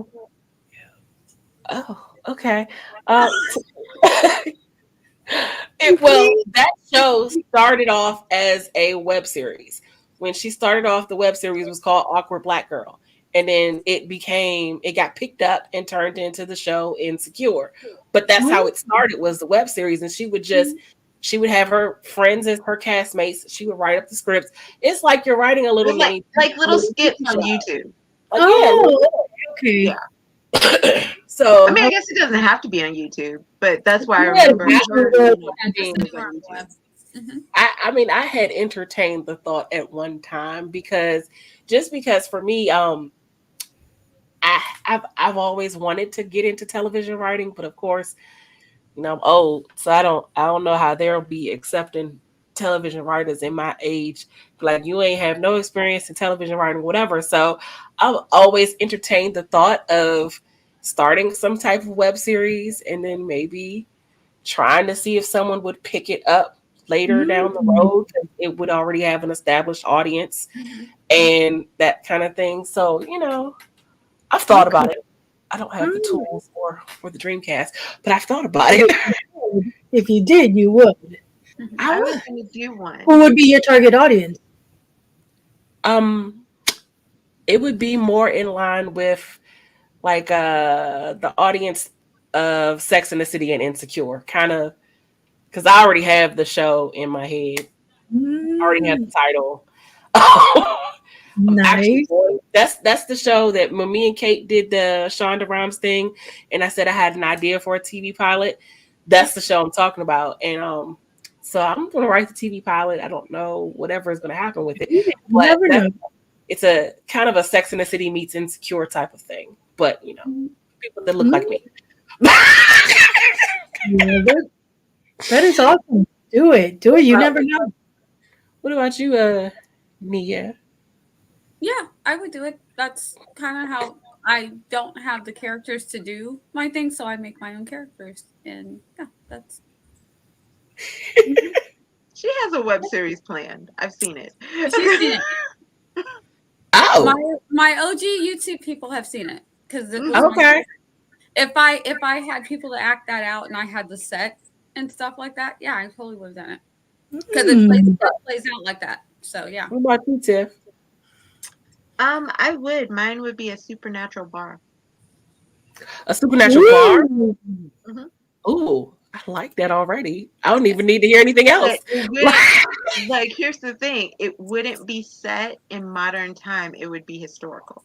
I love that. I love that. It would be set like 1700s England, where like people don't realize that that's where they're walking. Like, that's what they're walking into. Oh, is it like a time machine thing? Like they're going through portals, or is it just flat out? It just literally would be like in the 1700s or like the 1800s or something like that, where people don't realize that it's a supernatural bar, and the only people who know are like the actual supernaturals that live there. It would either be that, or I have this idea. Okay, so it's a weird idea, but it's almost based off of Twilight. But there's a part in the movie where she's saying something about like they passed the welcome to Fork sign, and she says something about how like she specifically states the population like 700 and something. And so in my head I had this idea of this person moving to a town, and they were like whatever the name of the town was, population 523 and only one human. Ooh. And like that would be the Oh, you gotta write that. And so yeah, so that would kind of, both of those would probably be the thing that I would do. Nice. And yes, I've seen that one, Esther, the Pride and Prejudice and the Emma one that they did on YouTube. Oh, I have not. Oh, I haven't either. It was a web series that they did with Pride and Prejudice, and yes, I think it was Lizzie Bennet Diaries. Okay, wait. I need to write that down. Wait. It was super cute. It was so good. Yeah. I'm looking right now. Yes. I can't look right now because internet gremlins will get me. But And they did the whole thing. Even if you do it on your phone, I could, but I'll do it later. Oh, I see it. Yes. I'm glad it's still up. Yeah. Oh, I'm gonna love that. Well, there's like 160 episodes. Yes, because they're short. They're short episodes. Very short. Oh, I see. Okay, it's like only 3 minutes or something like that. Yeah. But they touch all of the like points and the beats of Pride and Prejudice. It was so cool. Really? Nick said, I actually wanted to do a web series with Black comic books and even drafted some of it out and wasn't sure where to go with it. But yes, totally interested. Esther said, don't know. I only think of books and now serialized fiction. I never felt pulled to do storytelling in another medium. Tiffany, I need you to write that. Which one? And I'm ready to watch it. Like, okay, let me get through the Ghost. I know you got a lot to do. Debut novel and the Kindle Vella, and then I'll jump right on top of it. We'll put that on the list we'll put that on the books for 2024. There you go. That's plenty of time. I'm all about giving you time. It's quite a few. You know, back in the day, I had a TV show that was like based on Will Smith. I had an idea where he was like a lawyer in New York, and he's like on a date. Like, I just remember the pilot episode. He was on a date. He came back home, like they're, you know, getting all touchy, and then the doorbell rings, and it's his younger sister, who's like 15 years younger than him, because she was like, you know, that accident kid, and she dropped out of college, decided she's going to be an actress, and she's moving in with him. Brilliant. That's interesting though. And so it was like kind of a drama but comedy type of thing, because the parents were like, no, because, you know, they're affluent and like they believe in school and everything else, and she was like majoring, I don't know, like science or chemistry or something like that, and they were like, no, and she's like, nope, this is my dream, and like he's just never been there, and so it's like the two of them having to kind of learn each other's dynamics, because oh my goodness, they never really grew up together. And that's an age gap, so that's a lot to play with there. He just said the same thing I said. She said, I've dreamed of writing an actual TV series one day, but I'm way past the age for it now. See, I got lots. I have no experience. Now just hoping one of my books gets adapted. Well, see, everybody keeps telling me to go ahead and still write it. So I'm going to tell you the same thing. Yeah. Always write it. This is what I heard. And shop it around to agents who work with TV people that pick up shows or whatever. And I mean, if it's good writing, I can't see why they wouldn't want it. Because I don't think age is that much of a deterrent when it comes to this type of writing specifically. Like, if you're writing for TV shows and stuff, I don't think that they only want the youngins. If you have something good, there is a possibility, I think, for it to get picked up. You just have to get it to the right people. Well, nothing beats a failure but a try, right? Yeah. Got to at least try. Then I can at least say, I didn't give up. Mm-hmm. I tried. Okay, so, Nia, did you want to do a political hot topics today? Ooh, if y'all don't, I got another one that just popped up on my phone. Oh. Khloe Kardashian is expecting baby number 2 with ex Tristan Thompson via don't surrogate. nobody care about that. What? But it's more I than don't. I conversation. care. Why would you do it? I care nothing about any of the Kardashians. Maybe no, not any of them. I don't care about anyone. I'm just I'm like, so why proud would to say, someone have a baby with someone who put them through that kind of craziness, even if it's just surrogacy? because love makes you do crazy family. things. Because love makes you do crazy things. Why would anybody stay with Kanye as long as Kim did? Never mind. And I love me some Kanye West musically, like on an artist level. I'm not sure I could deal with him on a personal level because, well, he's a Gemini too, so two Geminis don't work together.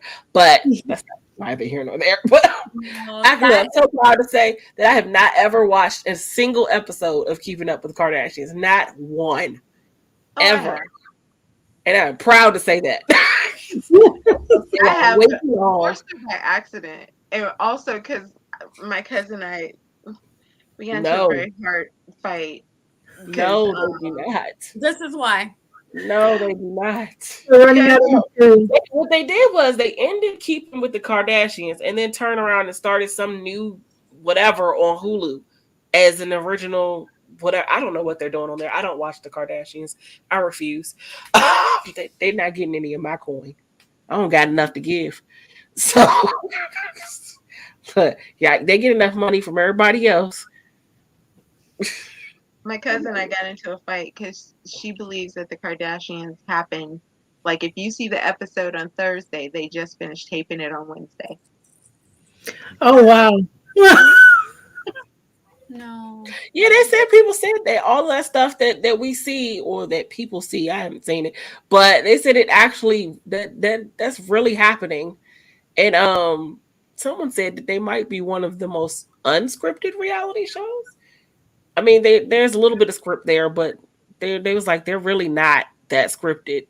What you see is pretty much what's happening. I was like, oh. I don't doubt that they're not scripted, but I definitely know there's some production in there. They said that because most reality shows are scripted. Scripted. Oh yeah. But someone was like, but Kardashians is like one of the least scripted because like all fights. But that doesn't mean that they don't. They said that there was some production to it. Oh yeah. No, that out of all of them, their life choices also. They do make some life choices that are sketchy because they know it's going to amp up the viewership.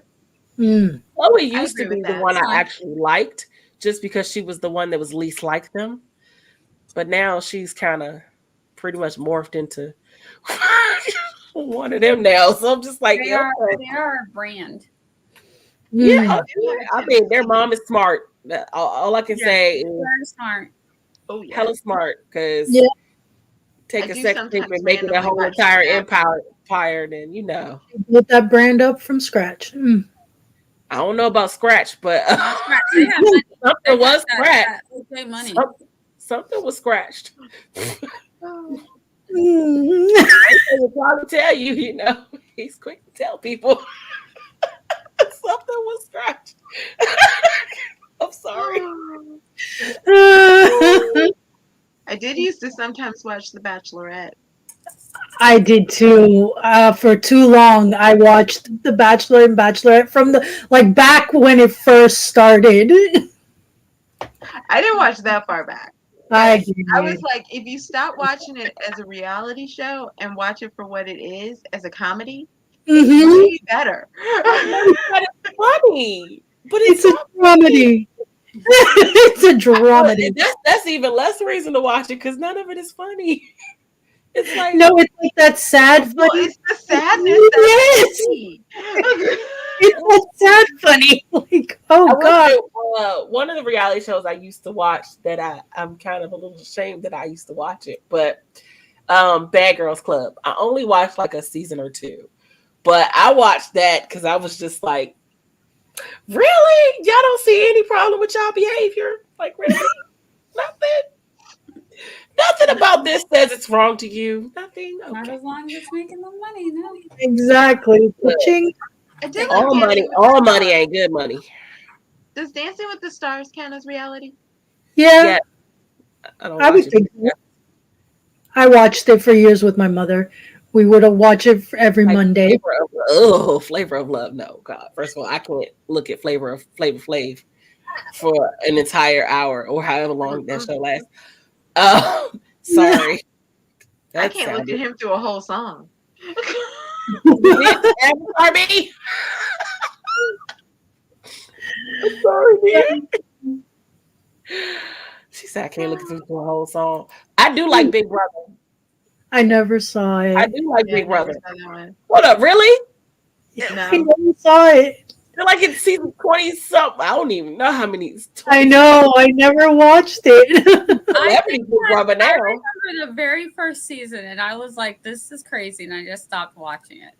I just because the first season I didn't know what it was, and they really hyped it up a lot. Like You these. talking about Big Brother? Oh, what was it, Big Brother? No, I'm thinking of the roommate one. Never mind, I not thought Big Brother. you I don't think I've said ever you watched watched Big Brother. Huh? As I thought I Isn't remember Big you Brother telling the me you one with watched Big roommates? Brother. No, I didn't watch Big Brother. The Oh, only one. okay. Yeah, I Okay, don't watch okay. reality TV shows. I think that the only thing that I actually watched was I went through a brief time where I watched like 3 of the Real Housewives, maybe 4 of them. Ugh. But it was very brief, and then I was like, "This is insane," and I just stopped. Which one, Eva? I accidentally. I Oh, think she's saying Big Brother. you said Big Brother. Yes, go watch them. Yeah. It's it's a really nice social experiment. I actually entertained the thought of signing up for that show one time. Now I Yeah, was like, that's I so don't you Mhm. said. I know what it is. and I I like. thought I had a delusion that maybe I could actually make it, maybe not to the end, but close enough where you get some actual money for living in the jury house. Because because I'm such an introvert, No, it's which good. could actually play against you towards the end. Because then when you don't start merging yourself with the other people, they'll think you know, like thumbing your nose up at them or whatever. But like if I could float until the middle part, yes, I would be a floater, Eva. Because I know she called me out another time when I said it. She says, "Oh, you're a floater." Yes, I would be. Till I get that jury money. Okay. Maybe it was Big Brother. Was there one on MTV though? It's I think it's another one that they're trying to recreate. It seems like they're trying to rip off Big Brother. I don't know if it's Okay, MTV. Oh no. wait, are you talking about the Real World? Oh The no, Real that the World. real world is Yes, the that's what ultimate reality I'm show. so sorry if I've The ever real World world is is the like ultimate I'm one. OG. probably confusing Yeah, Real that's the World. OG reality show. Yeah, Okay. that I Yeah. is. think Real Yeah. World is the one that Okay. started all of them. Mhm. So sometimes I think I would get those two mixed up, but the Real World is the one that Yeah, I I think I would make it watched to the jury house. one episode, one series, one season of. I was like, Mhm. "Ooh, that's a mess." But yeah, but I know exactly what Big Brother is because I was like, I feel like Big Brother. Every time someone would say it, I feel like that's different from what I saw, and that's why Mm. it's a little bit different. And it's like, and the whole time I remember watching it, the season. Okay, I didn't purposely mean to bring up politics, but it does play into this. I swear I should have gone into something political, but in 2016 when that happened, that thing that most of us was like, people can't really be stupid enough to vote for this person. When that happened, they were in the house. They didn't know it happened that he had won. And I remember the episode where they told them when they had it was because they do one episode towards the, I don't know if it's the middle or towards the end, where they catch them up on what's happening outside in the real world, and none of them had known how the election had played out. And when they heard all the looks on their faces when they saw that he had won, it was just like, how? I think someone actually literally said, how? Like I remember that episode. Like you cut off from the world. You don't get to see, which would work perfectly for me because I don't really talk to too many people. Like I'll I have always thought it would be interesting to take shows like that, like I guess Big Brother, Bachelorette, whatever, but set them in the real world, like where you do still have family dynamics and Yeah, jobs and other yeah, you types still of got to go to crazy work. to manage along with. Mm. I think the People, a lot premise less. was I think the premise was that because so many people can't be cut off from the socials and the the experiment, the being around other human interaction besides the strangers that they're in the house with.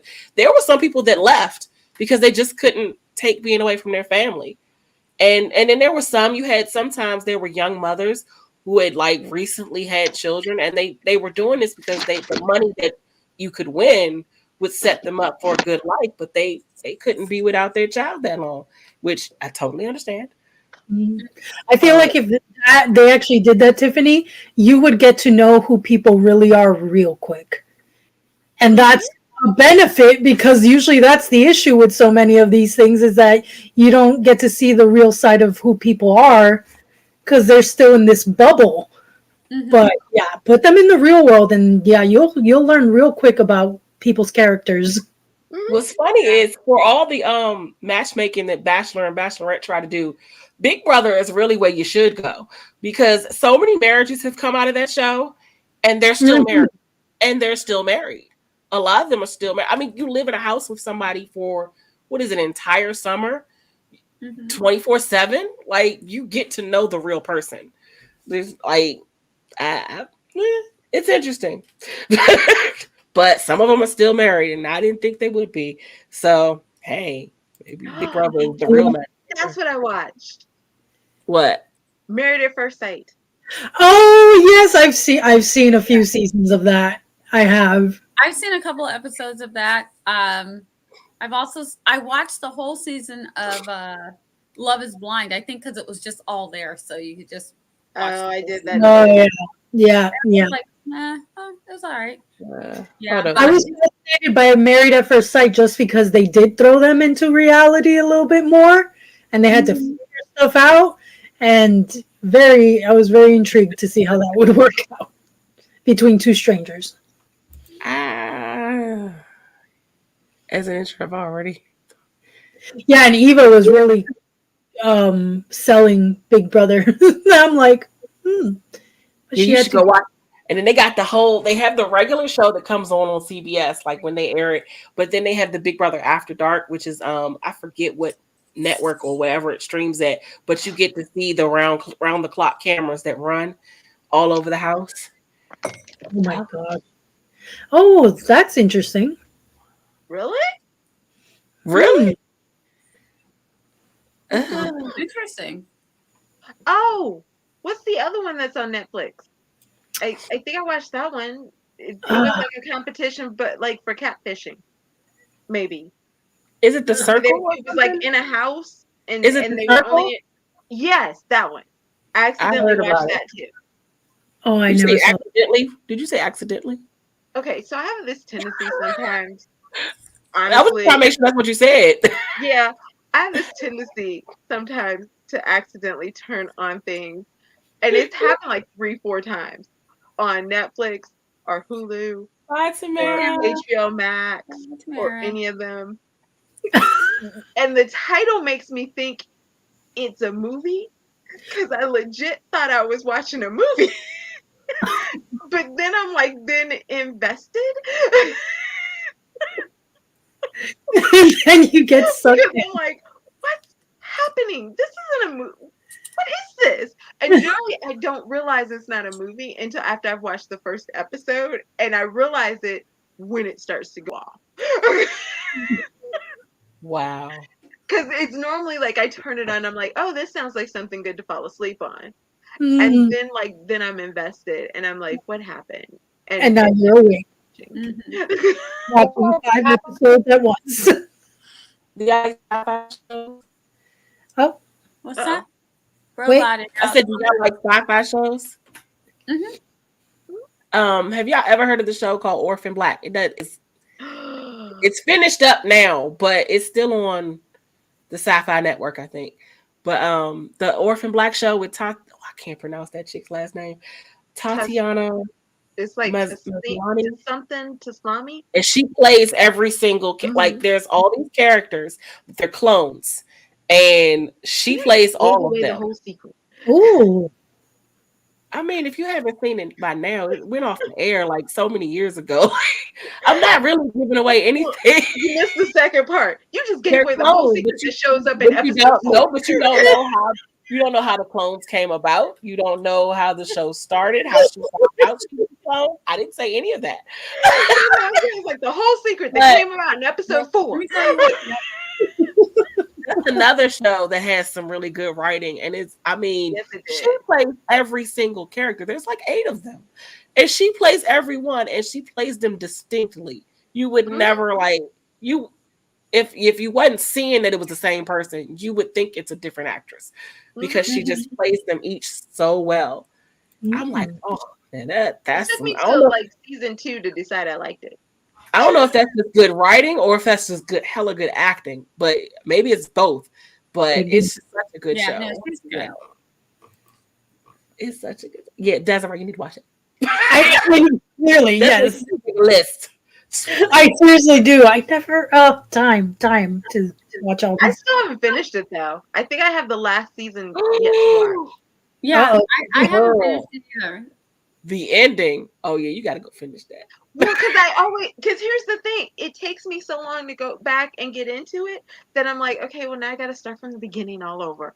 And by the time I'm like into season 3 or halfway through season, whichever one it is, like I get busy and then I'm like, crap. And so then when I come back, then I'm like, well now I got to start all over again. Yeah, sometimes I forget about shows. I've seen like 7 times. Yeah, sometimes I forget about shows. Like if it has like 2 seasons on Netflix, I'll watch 2 seasons, and while the 3rd season's going on, I'll just completely forget. Like it's not that it wasn't bad, it was not that it was bad. It's just that I'm like, oh, now I got to wait for the next season to come on Netflix so I could binge it again or whatever network it's come, and then I forget about it, and then it's the next thing. And then by the time I realize it's back, I'm like, oh, it's already on, like kind of like The Handmaid's Tale. I'm like, oh, they're already on that season. Okay, my bad. I'm totally not caught up. But I'm not looking forward to getting caught up on The Handmaid's Tale because it's a little bit too dystopian at the moment. I am. I need to know what happened. Look, I need to know what happened. I heard what happened at the end of last season, so I need to see it for myself now. But I was like, oh, wait, for real? That happens? Oh, let me hurry up and get there. Because I think the new season is going to start soon. So I was like, oh, okay. I'm behind in so much television. All I watch is YouTube videos now. Same. Pretty much. Oh, my friend has a new video. Boop. Yeah. Ooh, Desiree. I got to watch Desiree's later. I was like, oh. I want to watch all the episodes. So if I'm going to start something, I'm going to like commit to it, which is a problem. Then you just got to hope that they don't take it off the streaming service that you're watching before you decide to actually sit down and watch it, because Netflix will do that. Yes, and they send you an email too. Say goodbye to these shows. I'm like, really? I mean, like you have all of like, why are you gonna get rid of the show though? I don't understand. Leave it there. Someone's gonna want to watch it.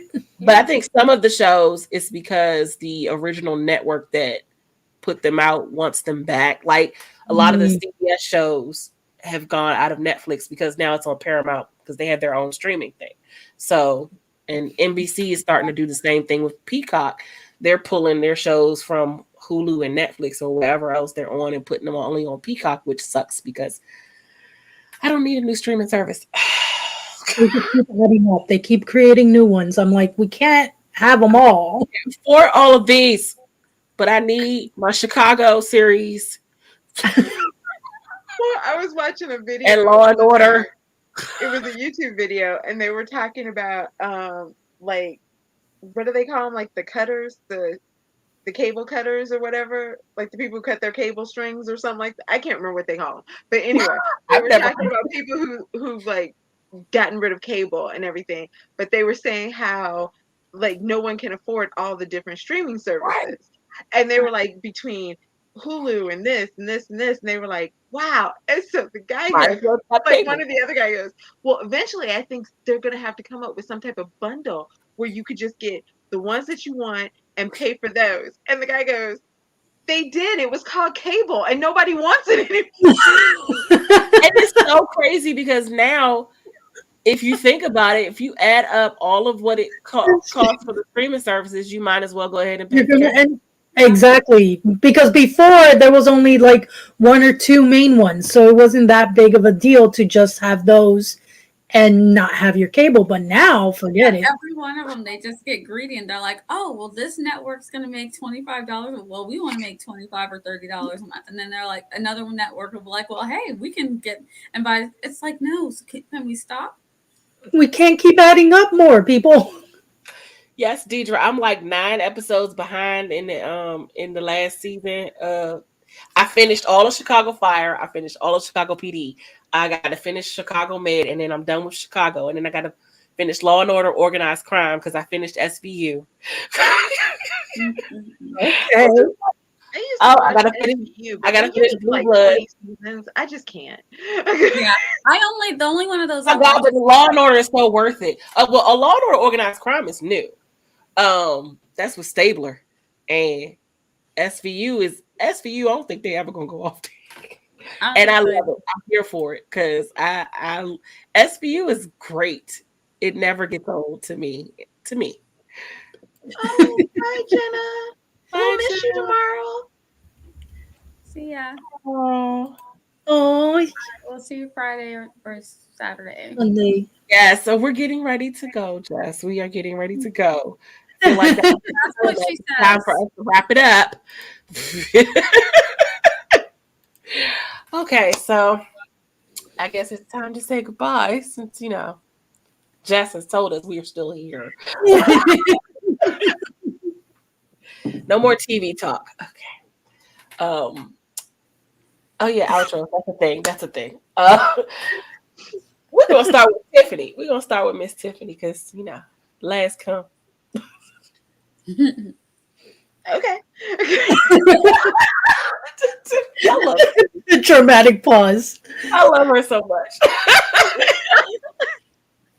Hello, everybody. I am Tiffany, TLRS Lifestyle on all the interwebs. It's right down here. I have a podcast. It's called This Great Life. We talk about writing. We talk about entertainment.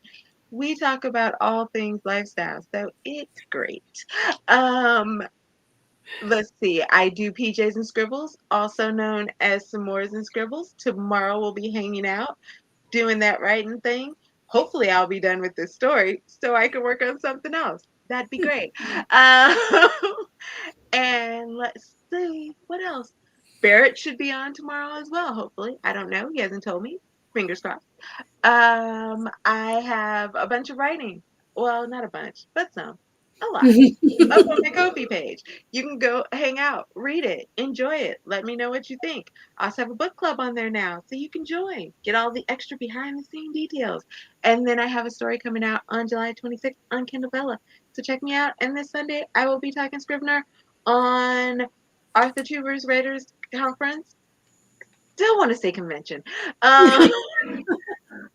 And maybe other places through the week. So long, farewell, auf Wiedersehen, adieu.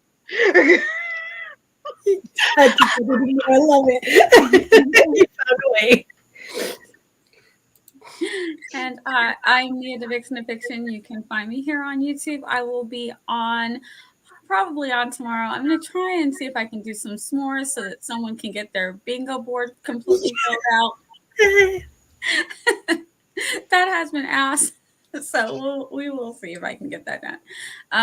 I write historical fiction, sci-fi, and fantasy. I host lots of things. I'll be doing scripting the book the end of the month on the 31st, and on the 23rd we'll be doing Author Tubers React. We'll see some of these lovely people on there. And yeah, I have a lot of stuff going on. Just Friday. I do want to say, did I say Friday that I'm going to be on the AWC talking about how you can world build on the fly for those pantsers or people who need to fast draft something, but you still want to get the world building done without having to go back through your whole manuscript to do your world building and forgetting things. So hopefully it'll be helpful to you. It's not very long, so come hang out with me on Friday and the whole AWC on Friday and Saturday.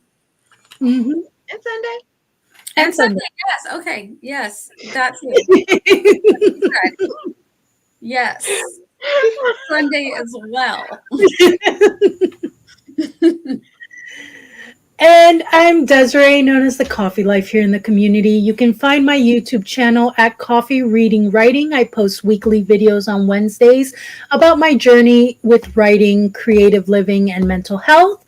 And I also have a Ko-fi page. You can find that under Desiree M. Ortega. And I will start streaming Mondays the 18th at 8 p.m. Eastern Standard Time. So I'm really excited about that. And yeah, that's about it. I'll be around as well. Have a shop. I do have a merch shop. You can go to coffeereadingwriting.com and I have a link to a Redbubble store with some reader and writerly merch. So if you guys are interested, go check it out. Thank you, JC. You're welcome. And I am JC, author JC Carpenter here on YouTube. I am see if I can remember, self-published author of the Diary Succession of Lies and the Art of Love Poetry Collection. I have an online magazine. I have a blog. I have an online store. I have a Ko-fi page. I do writing blogs. I do masterclass review videos. I do editing stuff. And yeah, that's what I got. Wednesday, live stream today, Wednesdays, 6 to 8 p.m. or whenever we finish. Sometimes it could get spicy. You never know. We tried to keep it productive today. So, come join us on Wednesdays. We're here every Wednesday. And I will sometimes be on these lovely people's channels. And that is going to be Morgan.